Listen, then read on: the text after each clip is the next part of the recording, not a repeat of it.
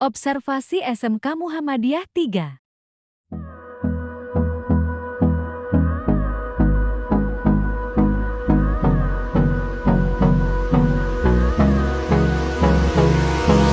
Hold me close till I get up.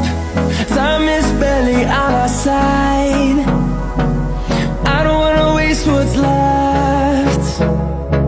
The storms we chase are leading us, and love is all we'll ever trust. Yeah, no, I don't wanna waste what's left.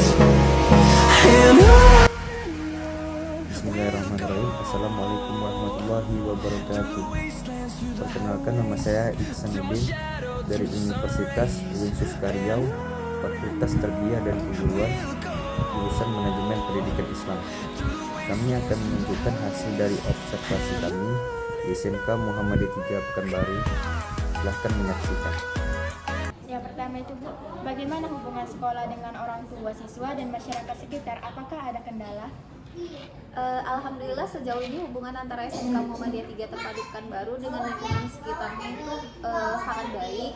Alhamdulillah kita juga berada di lingkungan masyarakat yang terdiri dari masyarakat yang heterogen tentunya.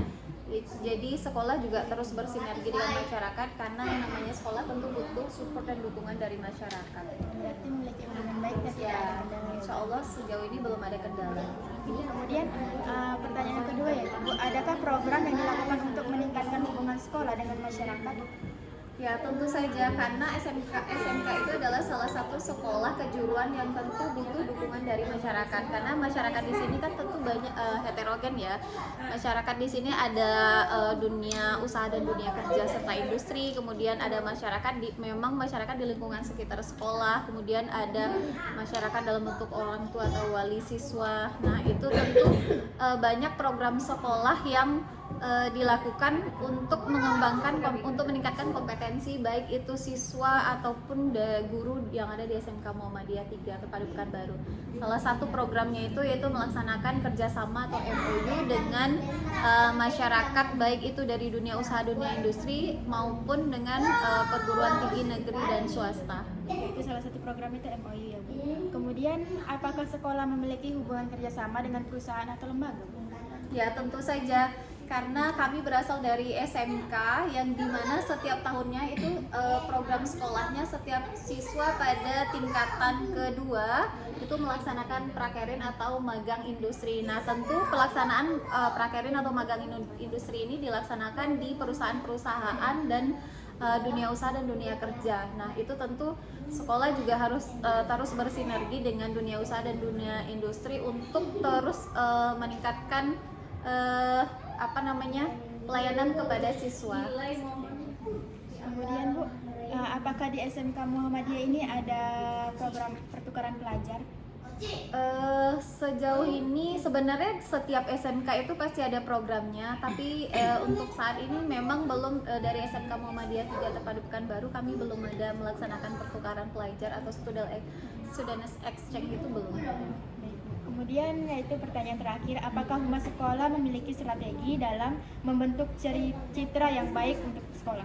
Ya tentu saja humas itu adalah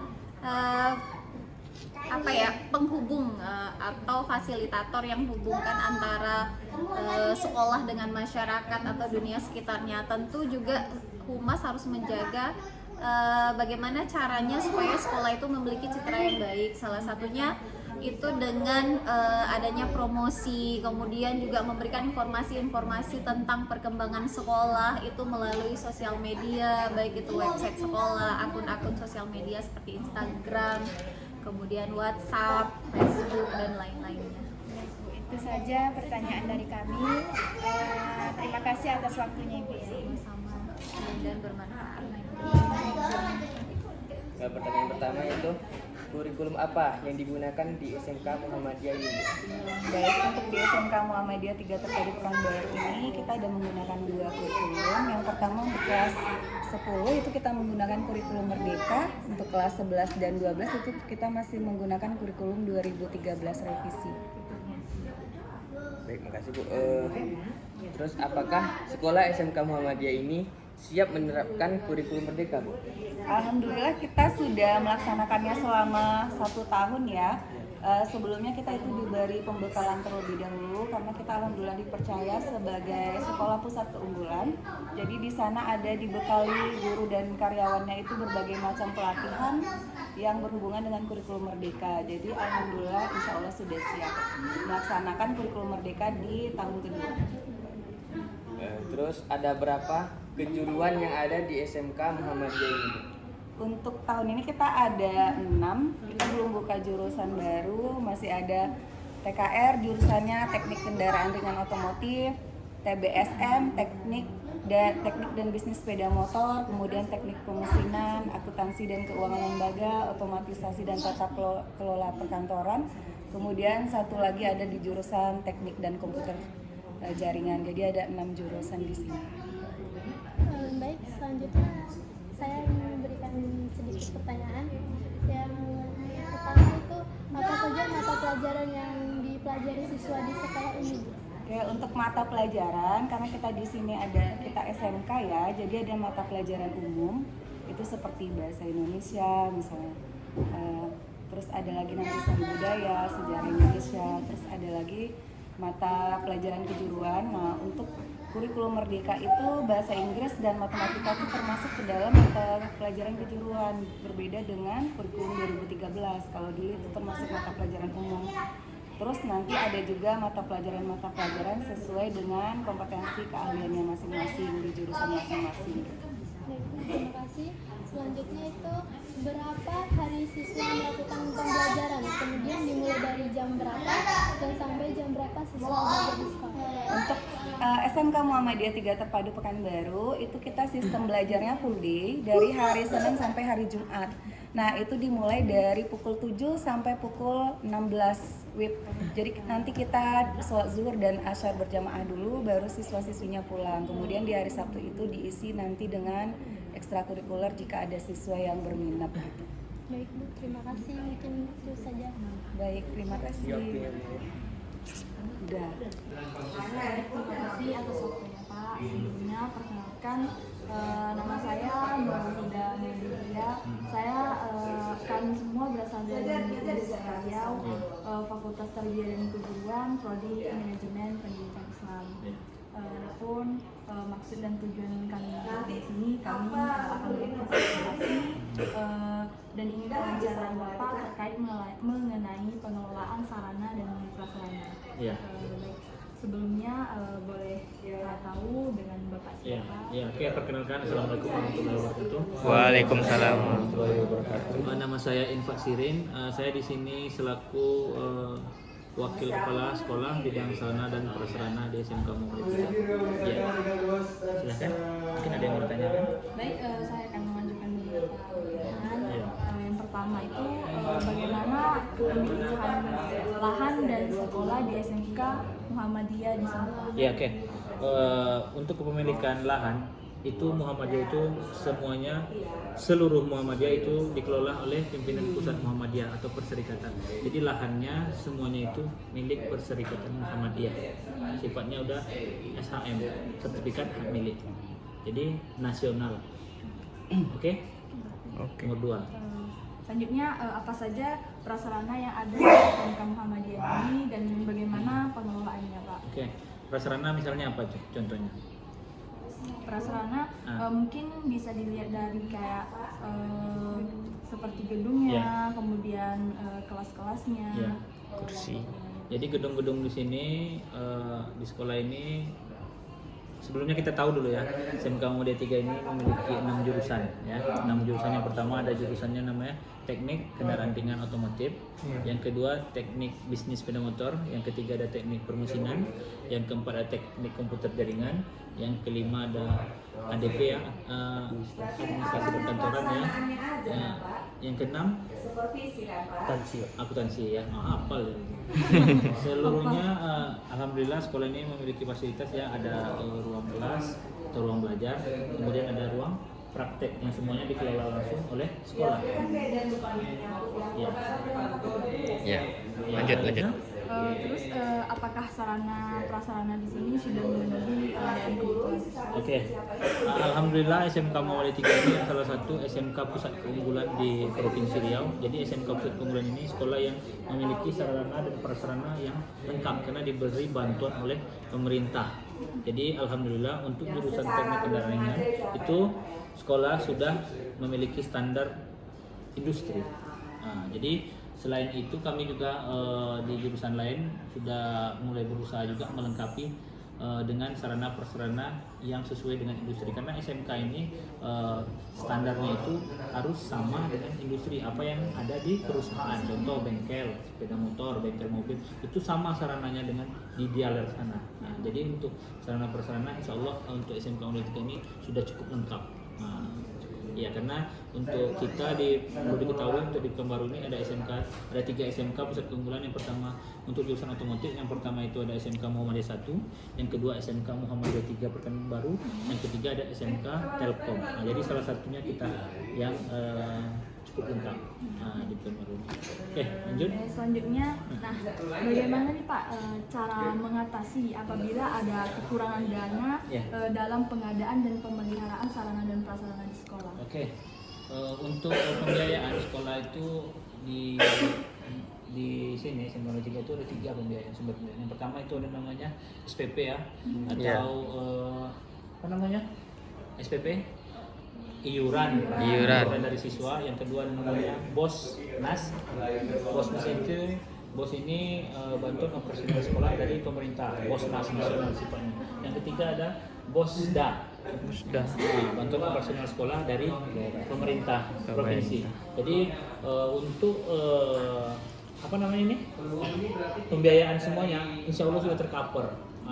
Jadi kalau misalnya kita ingin menambah mencari bantuan yang lain itu pandai-pandai atau harus mencari informasi di pemerintah baik tingkat provinsi kemudian di nasional karena kita sifatnya sekolah ini bantuannya semuanya tersistem di Dapodik yang disebut dengan Takola. Nah, jadi misalnya kalau kita mengajukan permohonan bantuan, misalnya alatnya mesin jemput, kita mengusulkan atau membuat proposal ke kementerian langsung. Nah, jadi kalau untuk pembiayaan 3 tadi, saya rasa itu sudah cukup.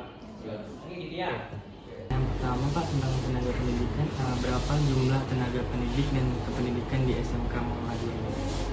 Tenaga pendidikan dan pendidikan 67 orang. 67 orang ya Pak. Selanjutnya, apakah setiap tenaga pendidik dan kependidikan ini bekerja sesuai dengan riwayat pendidikannya? Ya. Nah, berapa jam beban mengajar tiap guru? Kalau beban mengajar ini tergantung statusnya. Kalau dia masih honor ini, ya sesuai dengan kebutuhan sekolah aja. Tapi kalau udah saya di kontrak, udah saya sama sini, beban kerjanya 24 jam harus mengajar. Statusnya kalau dia masih honor gimana ya kebutuhan aja. Kalau ada yang membutuhkan, itu kan yang mengajar sini. Ada belum terikat dengan kesepakatan lagi. Selanjutnya Pak, bagaimana cara sekolah mengembangkan kemampuan kinerja guru dan menciptakan kerukunan antar pegawai? Kalau menjaga kinerja guru dan karyawan misalnya, ya mengadakan pelatihan gitu kan. Pelatihan. Terus mengenai kerukunan itu, ya sekaligus kan kita ngadakan rapat guru dan karyawan, sudah rapatlah dimulakan rapat yang lainnya dengan kerja gitu kan. Berarti ada evaluasi. Saya ingin bertanya tentang pengelolaan biaya pendidikannya nih Bu. Nah, dari mana saja sih sumber dana yang diperoleh SMK Muhammadiyah ini? Sumber dananya pasti kan dari siswa, uang masuknya, SPP-nya juga ada di sini, ada kewajiban tahunan namanya. Ya, dari situ sumbernya. Sumbernya itu dari siswa semua. Dari siswa ya. Baik, pertanyaan selanjutnya itu bagaimana pengelolaan dana tersebut? Pengelolaan dana itu kan kita kan setiap tahunnya ada RKS. UTS itu udah ada uang masuknya berapa, pengeluarannya berapa. Jadi udah ada rinciannya apa aja pos-pos yang mesti kita keluarkan per TP itu. Sekarang ini TP-nya TP 2223 itu udah ada pos-posnya udah ada. Pertanyaan selanjutnya, apakah sekolah transparan kepada orang tua atau wali siswa gitu? Transparan semuanya. Kita kan semua nanti juga di akhir tahun juga nanti di akhir TP itu diaudit. Terus ada apa tidak biaya siswa yang diberikan kepada siswa, dan beasiswa apa saja yang diberikan gitu? Beasiswanya kayak PIP itu beasiswa juga, ya kan. Terus di sini juga ada kayak semacam lazismu, ada bantuan juga, ada juga bantuan dari dana bosnya gitu, bagi siswa yang nggak mampu. Tergantung juknis yang ada pada saat itu. Ketika juknisnya dihapuskan, berarti nggak ada. Baik, terima kasih ya Bu atas informasinya, semoga bermanfaat untuk kami. Terima kasih juga Bu atas waktunya. Sama-sama. Perkenalkan, nama saya Iksanuddin. Saya dari Universitas Yesus Riau, Fakultas Tarbiyah dan Kebudayaan, Prodi Manajemen Pendidikan Islam. Baik, dengan Bapak siapa? Terima kasih, Ananda Ihsan dari Winsuska ya? Iya Pak. Winsuska. Pertama sekali, nanti kami ucapkan ribuan terima kasih telah meluangkan waktu untuk berkunjung ke SMK Muhammadiyah 3 Pekanbaru. Ini tak lain tak bukan, memang sebetulnya sekolah Ihsan sendiri. Iya. Karena Ihsan juga alumni dari SMK Muhammadiyah 3. Iya. Alhamdulillah, itu tandanya semakin hari semakin maju SMK Muhammadiyah 3. Jadi alumni itu menyebar di perguruan tinggi di mana-mana, khusus di daerah Pekanbaru. Salah satunya adalah Winsuska Riau. Maka dari itu tentunya kami atas nama sekolah mengucapkan ribuan terima kasih atas kunjungan Ihsan dan kawan-kawan untuk melakukan observasi ke sekolah kita ini. Tentunya kami beri ruang dan waktu yang seluas-luasnya. Apa yang bisa ditanyakan dan apa yang bisa kami jawab, insya Allah kami jawab. Silakan Ihsan. Berapa jumlah peserta didik di sekolah ini Pak? Itu dia. Kalau jumlah keseluruhan untuk kalau kita hitung yang belum keluar kelas 3 ini ya, lebih kurang 861 orang. 861 orang. Yang tamat sekarang lebih kurang 250. Insya Allah yang masuk ke 1 sekarang target kita 400. Jadi insya Allah nanti kalau semuanya bisa berjalan lancar, target kita dari kelas 1 sampai kelas 3 itu sudah mencapai 1.000 siswa. Apa saja kegiatan ekstrakurikuler yang ada di sekolah SMK Muhammadiyah ini Pak? Iya, terima kasih.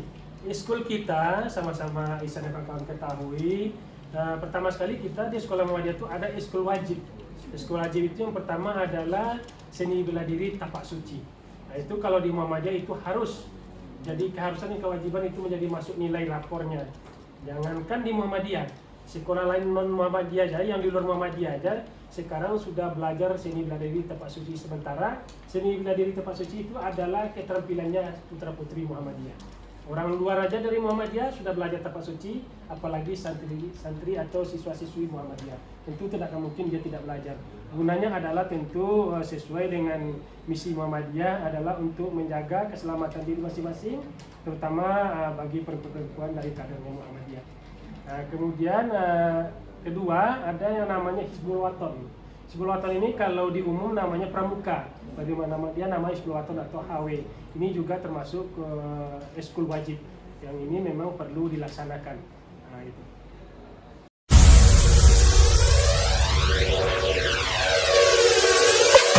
Hey